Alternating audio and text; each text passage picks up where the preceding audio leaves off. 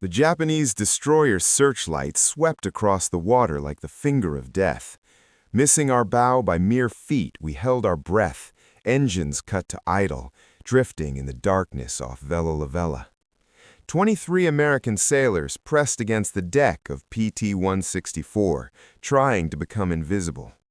In the cargo holds of the 3 Japanese transports behind that destroyer, nearly 8,000 enemy soldiers sat unaware that their journey to reinforce Kolombangara was about to end in the black waters of the Solomon Sea. The date was July 19, 1943, and in exactly 4 minutes we would unleash hell from the shadows. My hands gripped the twin .50 caliber mounts so tightly my knuckles ached. Beside me, Ensign Robert Dutch Vanderberg whispered coordinates to our skipper, Lieutenant Commander Arthur M. McPherson. The green, phosphorescent glow of our compass was the only light we dared show. Behind us, hidden in the moon's shadow cast by Vella Lavella's volcanic peaks, PT-168 and PT-171 waited for our signal. We were America's secret weapons, and the Japanese Navy was about to discover why darkness was no longer their ally. My name is Chief Petty Officer Thomas Harrigan, United States Navy Reserve, and I was one of the first to prove that small wooden boats could sink steel warships. People often ask me what it was like being part of the most closely guarded naval secret of 1943. The truth is, we were too busy trying not to die to think about making history. We only knew that if we failed that night, those 8,000 Japanese soldiers would reach Kolombangara, where they would slaughter American boys trying to take that strategic airfield. Every torpedo we carried represented hundreds of American lives that might be saved. Every enemy transport we sent to the bottom meant parents back home who wouldn't receive that dreaded telegram from the War Department. To understand how 3 boats smaller than most private yachts could challenge the Imperial Japanese Navy at the height of its power, you need to understand what we were up against in the summer of 1943. The Japanese had turned night fighting into an art form. Since their victory at Savo Island the previous August, when they sank 4 Allied cruisers without losing a ship, they owned the darkness in the Solomon Islands. Their sailors trained for years in night combat, learning to fight without radar, using only keen eyesight and practiced coordination. They called the nighttime supply runs the Tokyo Express. We called them the Rat Run. Either way, they moved troops and supplies with near impunity once the sun went down. The American Navy had bigger ships, better radar, and more firepower, but we were losing the night war. Our admirals, trained in the traditional battle line tactics of Jutland and Manila Bay, couldn't adapt quickly enough to this new kind of warfare. Our cruisers and destroyers, designed for fleet actions in open ocean, were sitting ducks in the confined waters of the Solomons. We needed something different, something the Japanese wouldn't expect. That something was being built in secret boat yards from New Orleans to New York, and it would revolutionize naval warfare. The PT boat, Patrol Torpedo Boat, was born from desperation and American ingenuity. At 80 feet long and 20 feet wide, they were constructed from laminated mahogany plywood, not steel. 3 Packard V-12 engines, modified from aircraft power plants, pushed them to speeds over 45 knots, faster than any conventional warship, and fast enough to outrun most danger. We carried 4 21-inch torpedoes with Mark 13 warheads, a 20mm Oerlikon cannon, twin .50 caliber machine guns, and enough ammunition to raise hell for about 15 minutes of sustained combat. After that, we'd better be heading home or heading to the bottom. I first saw a PT boat in February 1943 at the Motor Torpedo Boat Squadron Training Center in Melville, Rhode Island. I was a destroyer sailor, fresh from convoy duty in the North Atlantic, when the Navy asked for volunteers for hazardous duty with experimental vessels. The recruiter wouldn't tell us what these vessels were, only that the casualty rate was expected to be over 50%. Out of 200 volunteers, they selected 40. I made the cut because I could navigate by stars, and I had small boat experience from growing up on Chesapeake Bay. The first time I stepped aboard PT-164, I thought the Navy had lost its mind. This wasn't a warship. It was a glorified speedboat with delusions of grandeur.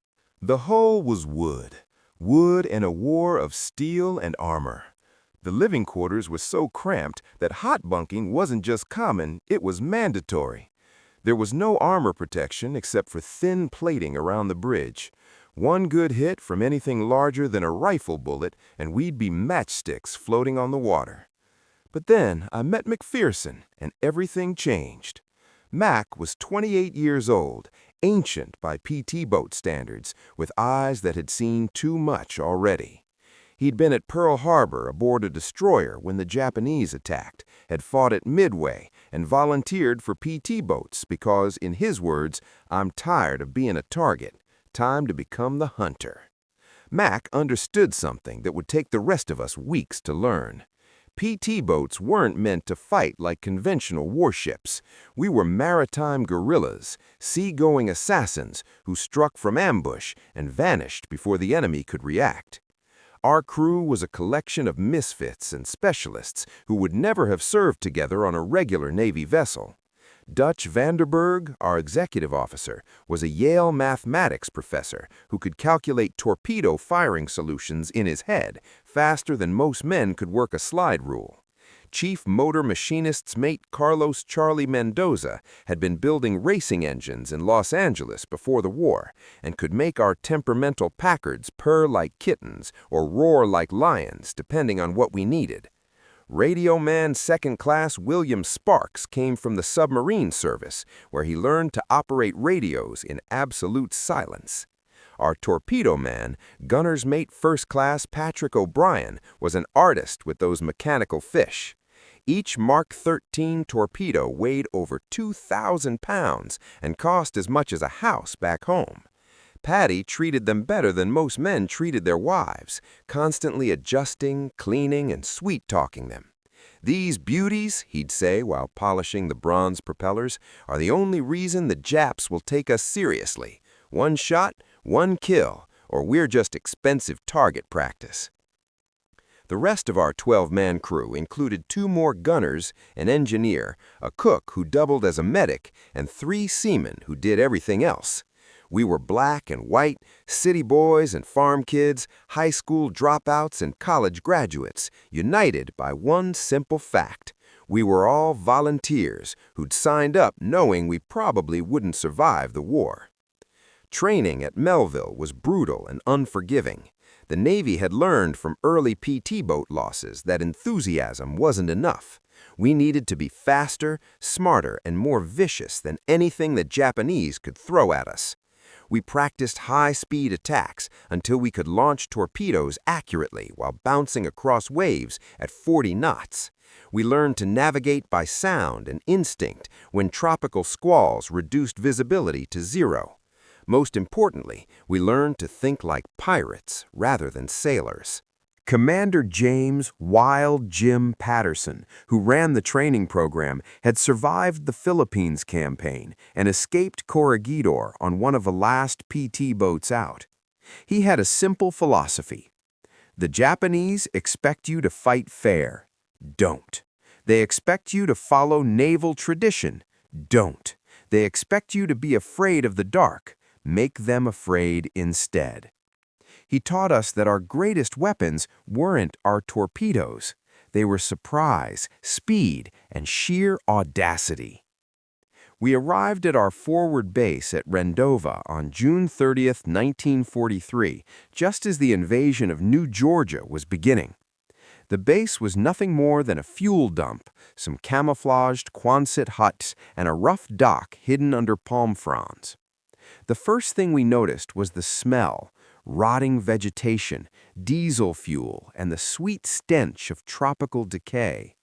The second was the sound of artillery from New Georgia, where Marines were dying to take the Munda airfield.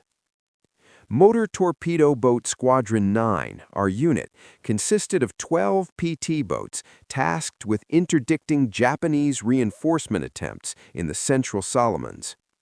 Our mission sounded simple: patrol the waters between Japanese bases and sink anything flying the rising sun. The reality was far more complex. These waters were a maze of coral reefs, volcanic islands, and hidden Japanese strongpoints. The enemy had float planes for reconnaissance, observers on major islands, and destroyer squadrons specifically trained to hunt PT boats. Our first patrol on July 5th was a disaster. 3 boats, including ours, attempted to intercept a Japanese convoy near Vella Lavella. We were spotted by an enemy float plane before we could get into attack position, and suddenly 4 destroyers were bearing down on us with searchlights blazing and guns firing. We scattered like rabbits, racing through a gauntlet of shell splashes. PT-158 took a direct hit from a 5-inch shell and disintegrated. 12 men gone in an instant, blown to fragments along with their boat. We spent 4 hours dodging through reefs and islands before finally escaping. No torpedoes fired, no enemy ships damaged, and we'd lost a boat and crew. That night, huddled at Rendova, Mac gathered us together.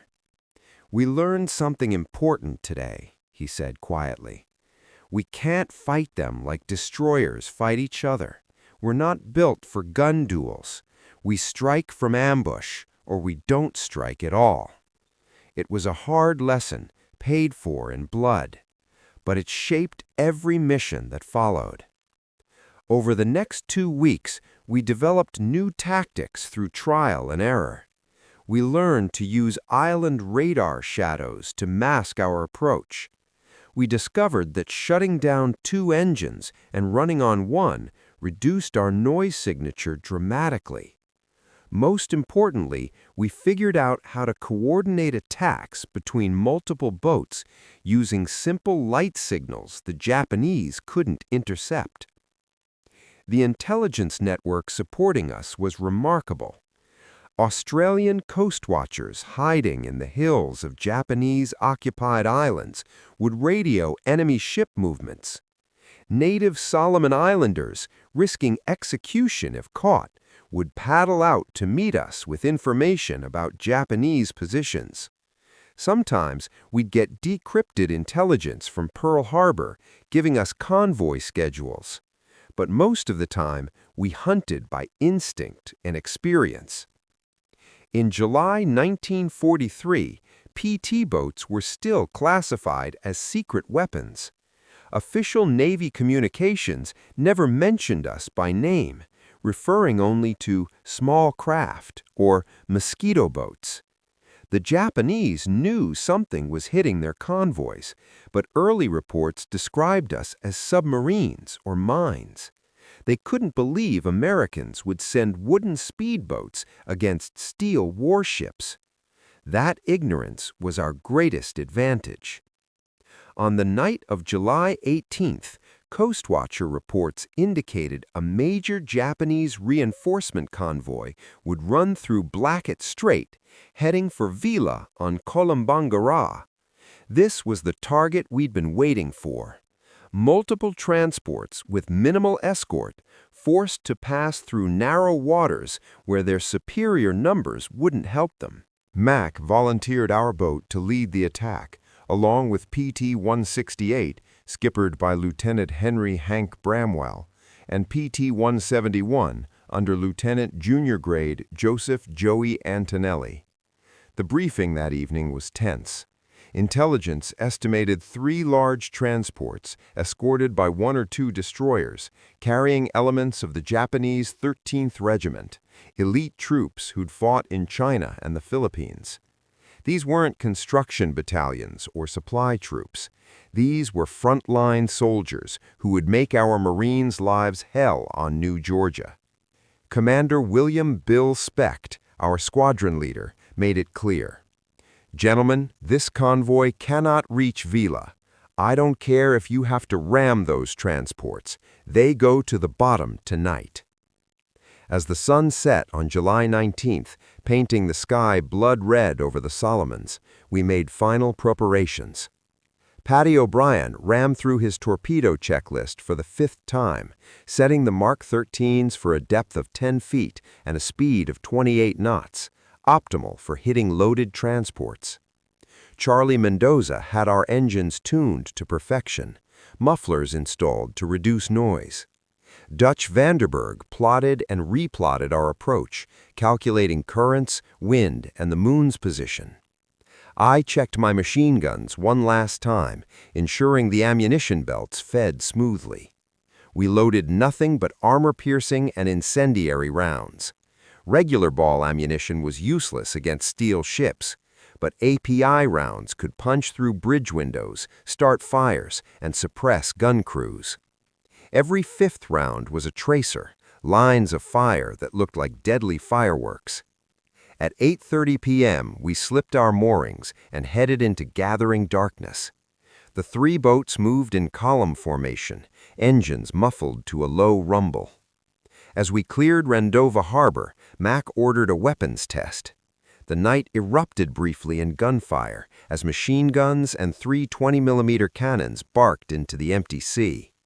Then silence again, broken only by the rhythmic pulse of our engines and the hiss of water along the hulls. The ocean was rougher than we'd hoped, with a 2-foot chop that would make torpedo accuracy challenging.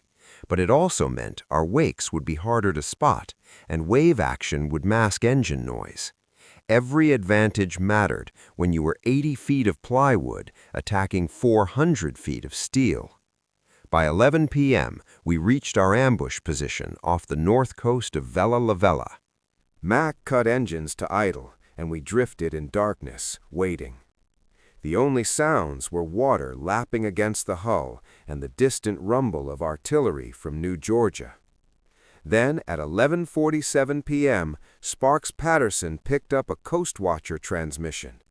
3 large ships, 2 escorts, bearing 280, speed 18 knots, range 15 miles from your position. The hunt was on. Mac started 2 engines, keeping them at low throttle as we moved to intercept. The math was simple, but crucial. The enemy convoy was making 18 knots on a steady course. We could make 35 knots without creating too much wake. If we positioned correctly, we intercept them just as they entered the narrowest part of Blackett Strait, where they'd have no room to maneuver. At 12:18 a.m. on July 20th, Dutch spotted them through binoculars, dark shapes against the star field, exactly where they should be. The Japanese maintained perfect formation, 2 destroyers in the lead, 3 transports following, with another destroyer bringing up the rear. They showed no lights, but their size and spacing made them easy to track once you knew where to look. Mac's plan was elegantly simple and incredibly dangerous. PT-168 would attack from port, PT-171 from starboard. We would go straight up the middle after the lead transport. It meant passing between escort destroyers, threading the needle between death on either side. But if it worked, we'd cause maximum confusion and have clear shots at all 3 transports. "All ahead slow," Mac whispered. We crept forward at 5 knots, barely moving, letting the convoy come to us. At 2,000 yards, we could hear their engines, the deep thrum of massive diesels pushing thousands of tons through the water. At 1,500 yards, we could see details, the pagoda-style bridge of the lead destroyer, cargo booms on the transports, even figures moving on deck. At 1,000 yards, Mac gave the signal. 3 clicks on the radio. All 3 PT boats surged forward simultaneously. Our engines roared from idle to full throttle in seconds, lifting the bow as we accelerated to attack speed. The night shattered as we raced toward the convoy at 40 knots. 3 small craft challenging steel giants. The Japanese were caught completely off guard. Their lookouts, trained to spot submarines or approaching destroyers, never expected attackers moving this fast from this close. We were inside their formation before they could react, racing between escort destroyers at point-blank range. I opened fire with my twin 50s, raking the bridge of the nearest destroyer. I watched tracers punch through windows and ricochet off steel. Fire 1! Fire 2! Patty launched our first two Mark 13 torpedoes at 600 yards, an impossibly close range where missing was almost impossible. The torpedoes leapt from their tubes and splashed into the water, propellers already biting at full speed.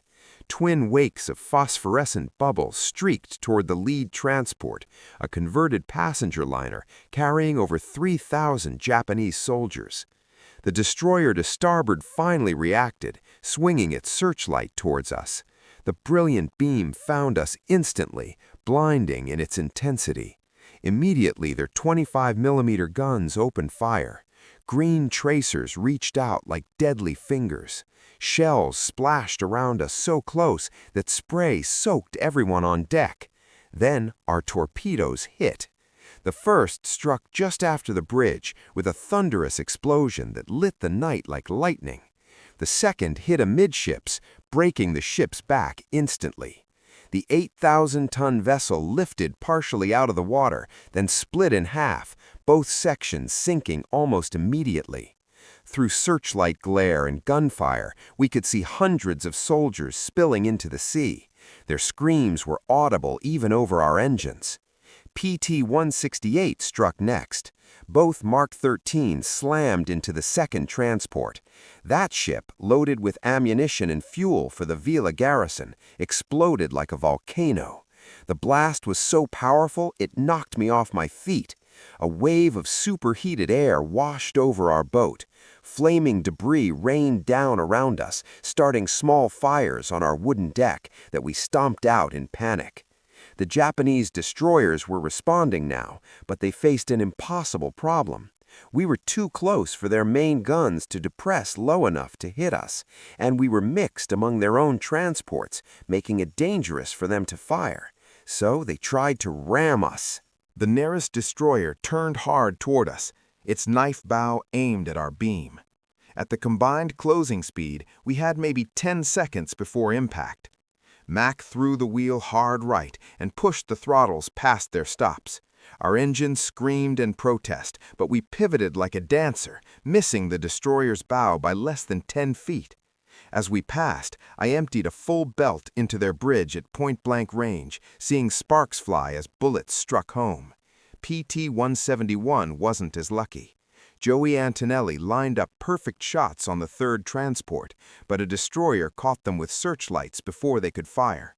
Enemy 25mm cannons stitched a line of holes across PT-171's bow. One shell hit a torpedo, but miraculously it didn't detonate. The warhead needed to arm by spinning in water. Still, Joey had to abort his run and flee, streaming smoke and taking on water. We came around for another pass, but the element of surprise was gone. Every searchlight in the convoy swept the water. Guns of every caliber fired in all directions. The sea around us was torn by so many shell splashes it looked like a rainstorm. Worse, the Japanese finally got their 5-inch guns into action, and those could blow us to splinters with a single hit. "Launch remaining fish and get us out of here," Mac shouted. Patty fired our last two Mark 13s at the remaining transport, but the captain saw them coming and combed the wakes, turning parallel so both torpedoes passed harmlessly along the hull. Then we were running, 3 engines at maximum power, weaving between shell splashes as we fled into darkness. Behind us, the battle continued. PT-168, despite taking several hits, put one more torpedo into the already sinking second transport. The ammunition ship's death throes illuminated the entire strait, secondary explosions rippling through her hull as she went down. 2 of the 3 transports were gone, taking nearly 6,000 soldiers with them. The third transport and the destroyers were undamaged but shaken. We regrouped 5 miles south of the engagement area. All 3 boats were battered but still afloat. PT-171 was in the worst shape, multiple holes at the waterline and 1 engine out. We came alongside and transferred wounded crew while our carpenter's mates worked frantically to plug holes, with everything from mattresses to life jackets. PT-168 had lost her radio antenna and taken shrapnel throughout her superstructure, but remained combat-capable. Our boat escaped with minimal damage, a few shrapnel holes, a burned-out gun barrel from overheating, scorch marks from near misses, but we were alive, and we'd accomplished our mission. 2 transports definitely sunk, thousands of enemy soldiers killed, and the Japanese reinforcement schedule disrupted. The surviving transport, rather than continue to Vella, reversed course and headed back to Rabaul. The journey back to base was tense. Japanese float planes were up at first light searching for us.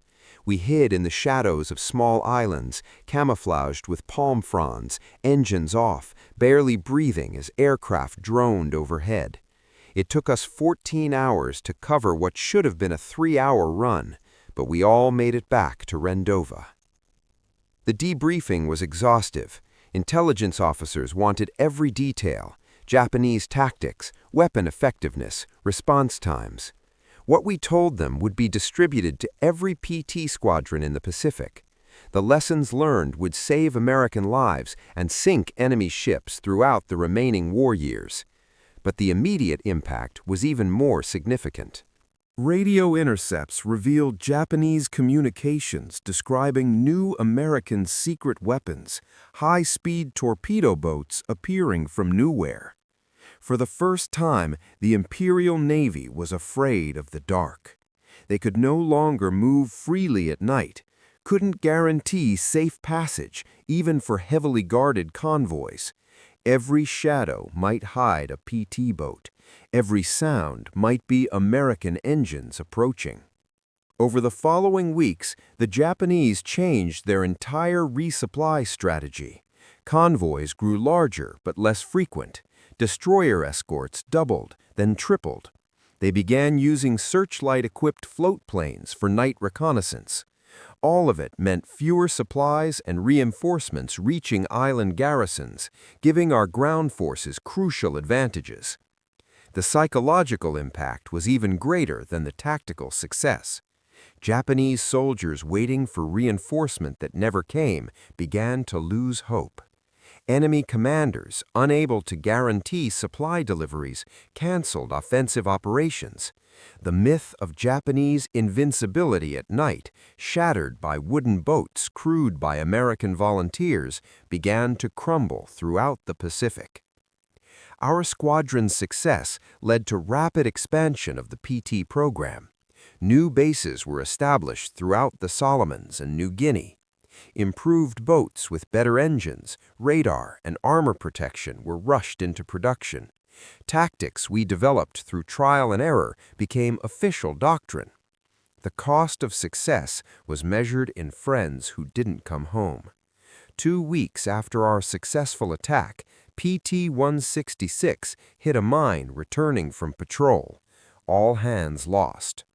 PT-162 was caught by Japanese destroyers in daylight when engine failure left her dead in the water. They shot her to pieces. Only 3 survivors were pulled from the sea.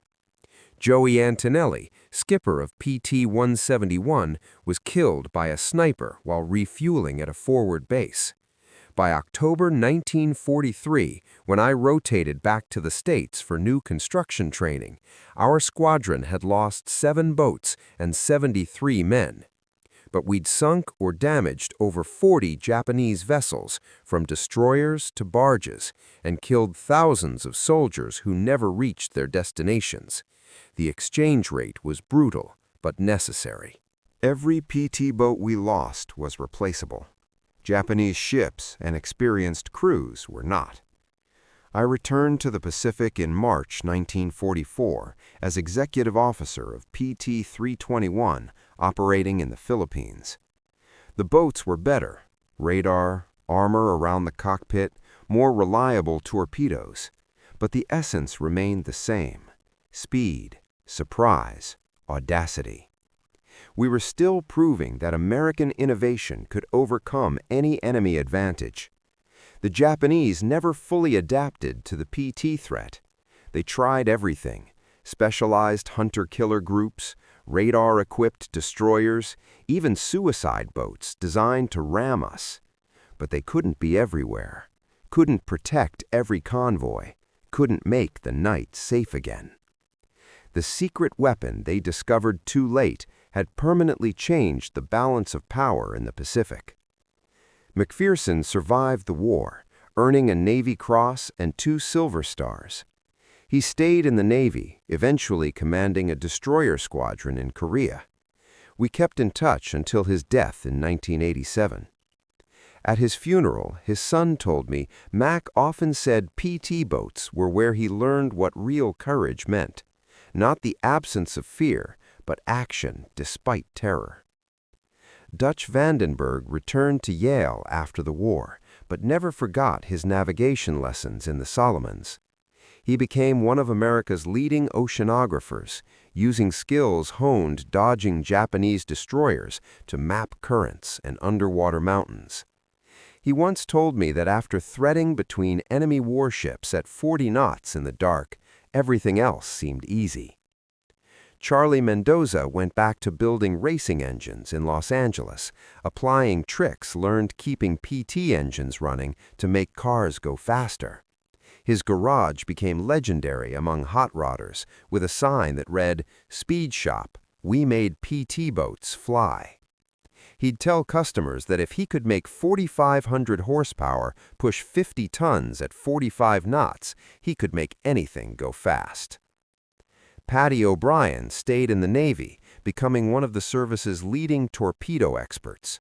He wrote the manual on Mark 13 maintenance used until the 1970s, but he never forgot the torpedoes we fired that night off Vella Lavella. "Those were my fish," he'd say with pride.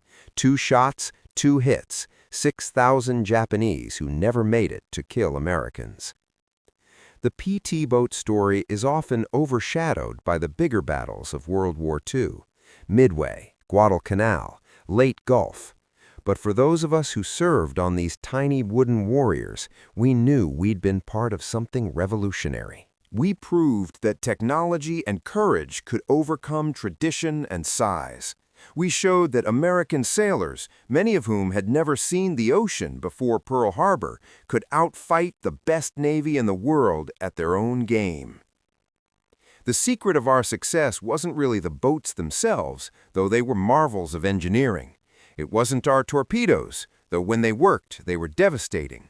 The real secret was the American spirit of innovation, the willingness to try something completely different when conventional methods failed. While our admirals initially dismissed PT boats as toys, junior officers and enlisted men proved that toys with teeth could change the course of war.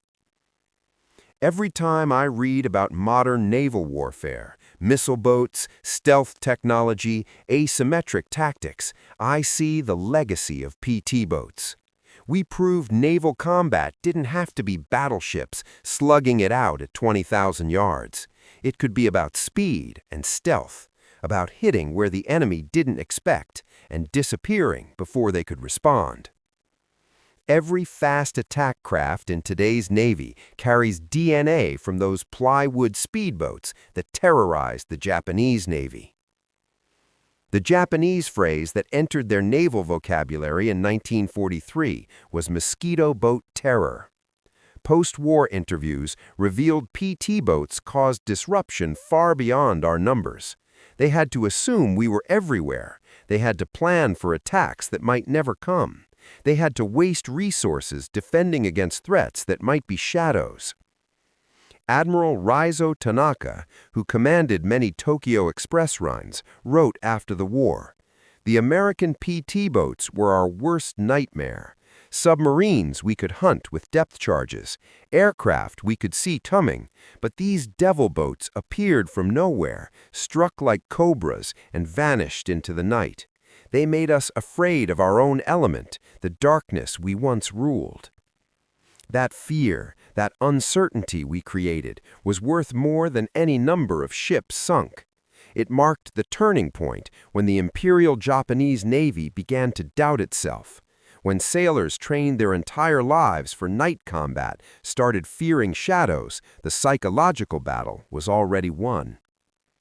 The technical evolution of PT boats during the war was remarkable.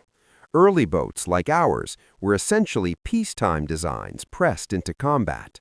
By 1945, PT boats carried radar, rockets, improved torpedoes, and even primitive guided weapons. But the core concept never changed: small, fast, deadly, crewed by volunteers willing to take insane risks for their country. One story that captures the PT spirit happened in October 1944 during the Battle of Leyte Gulf.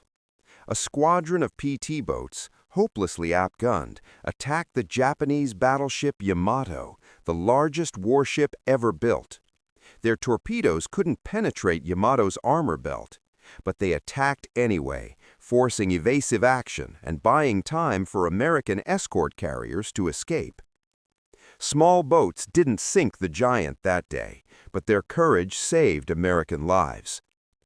PT bases became legends: Rendova, Tulagi, WWII, exotic names that meant mosquitoes, malaria, and midnight missions.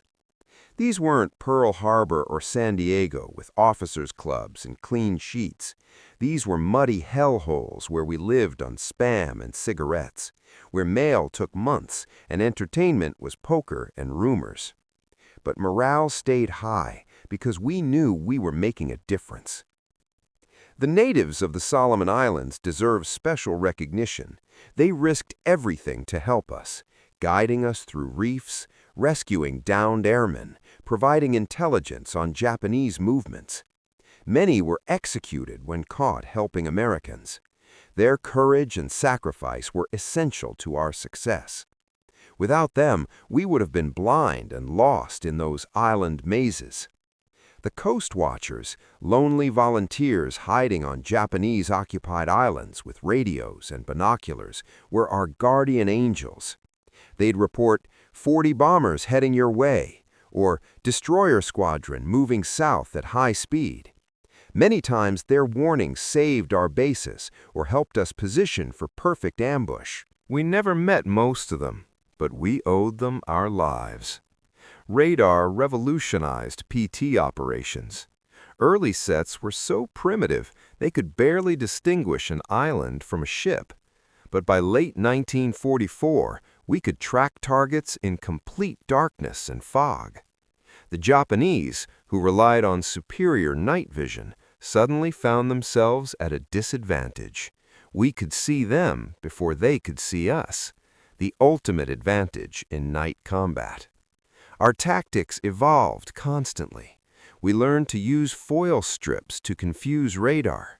We developed wolf pack tactics, multiple boats attacking from different directions. We used shore batteries as diversions, forcing the enemy to reveal positions by firing at decoys while we maneuvered for the real strike. The most dangerous missions were the ones nobody heard about: inserting coast watchers behind enemy lines, evacuating trapped Marines from surrounded beaches, running ammunition to isolated outposts under fire. Not glamorous, but grinding work that saved countless lives. We became the Navy's Swiss Army knife, used for any job too dangerous or too crazy for conventional vessels. Personal relationships on PT boats were unique. On a destroyer with 300 men, you might not know everyone's name. On a PT boat with 12, you knew everything. Who snored, who had nightmares, who got seasick, who you could count on when things went to hell. That intimacy created bonds that lasted lifetimes. PT reunions decades later felt like family gatherings because that's what we were, a family forged in combat. The food deserves its own mention, or complaint. We lived on K-rations, Spam, powdered eggs, and whatever we could trade from larger ships. Fresh water was precious, rationed for drinking only. We washed in seawater, leaving salt crystals that burned and chafed. Coffee, black and strong enough to float a wrench, was our lifeblood. Some crews got creative, fishing with grenades or trading torpedo alcohol for real food. Maintenance was constant. Salt water corroded everything. Tropical heat rotted wood and fabric. High-speed operations stressed every component to its limits. We spent more time maintaining our boats than fighting in them. Every man became a mechanic, carpenter, and electrician by necessity. A PT boat with engine failure in enemy waters was a death trap, so we treated maintenance like a religion. The weather was a constant enemy. Tropical squalls could appear from nowhere, turning calm seas into mountains. Lightning could fry radios and electrical systems. Heat and humidity were so oppressive, men passed out at their posts.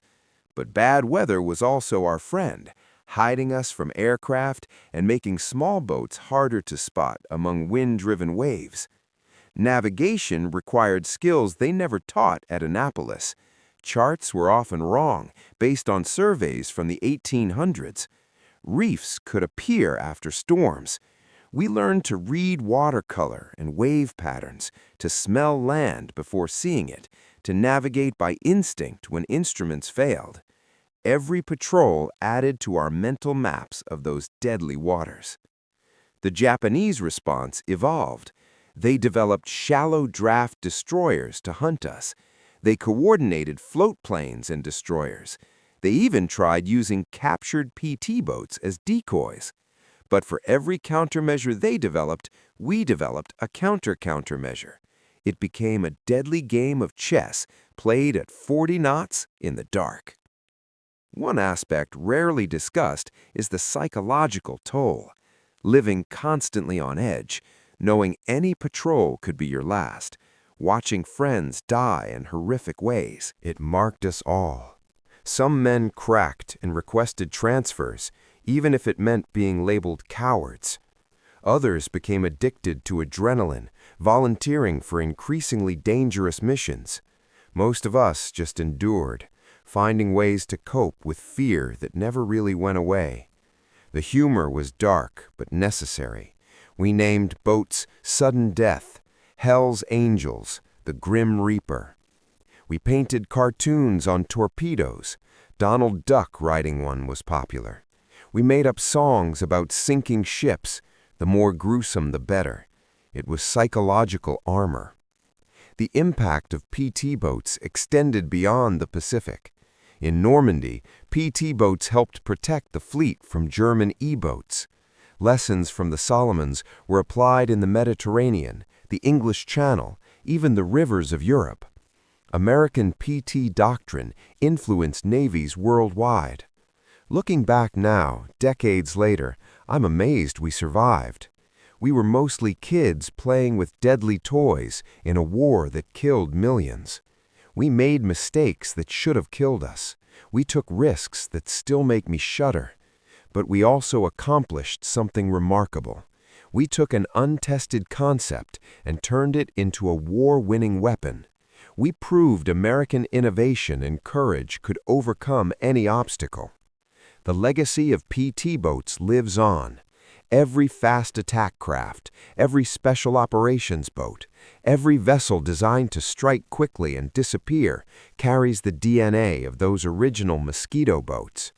The sailors who crew them probably don't know about nights off Vella Lavella or the terror we brought to Japanese convoys, but spiritual descendants carry on the tradition of speed, surprise, and audacity. When people ask if I'm proud of my service, I tell them about that night, July 20th, 1943. 3 small wooden boats attacked a major enemy convoy and sent thousands of soldiers to the bottom. We emerged from darkness and disappeared before the enemy could respond. We were America's secret weapon, and we changed the course of the Pacific War. The Japanese were stunned not just by our boats, but by what they represented: American willingness to innovate, to take risks, to challenge conventional wisdom. They had studied our Navy for decades, knew our battleships and carriers, our traditions and tactics. But they never imagined we'd send wooden speedboats armed with torpedoes to challenge steel warships. That failure of imagination cost them dearly. In the end, the story of PT boats is a uniquely American story. We took a British concept, powered it with engines designed for aircraft, armed it with torpedoes meant for destroyers, and crewed it with civilians who'd never seen the ocean before Pearl Harbor. It shouldn't have worked, but it did, because we made it work through determination and ingenuity. The last operational PT boat was retired in 1959, replaced by newer, faster, more capable vessels. But for those of us who served in World War II, they'll always be the boats that won the Night War. We proved size doesn't determine victory, that courage matters more than armor, and that American sailors in wooden boats could defeat anyone, anywhere, anytime. As I finish this account, sitting in my study, surrounded by faded photographs and yellowed clippings, I can still hear those Packard engines roaring in the night. I can still feel Solomon seawater spray on my face. I can still smell cordite and diesel fumes. Most of all, I can still feel the pride of being part of something revolutionary, something that changed naval warfare forever. We were boys who became men in wooden boats, fighting a war we didn't start, but were determined to finish. We attacked from darkness because that's where we were strongest, where speed and surprise gave us the advantage. The Japanese learned to fear the darkness they once owned. They learned that American ingenuity could turn any disadvantage into an advantage. That's the legacy of PT boats. Not just the ships we sank or the battles we won, but proof that free people fighting for their freedom can overcome any tyranny. We were small, fast, and deadly. We were secret weapons that stayed secret just long enough to turn the tide. We were the mosquito fleet that brought down an empire, one torpedo at a time. The shadows they once ruled now belong to us, and from those shadows we struck until the rising sun finally set on Japan's Pacific Empire.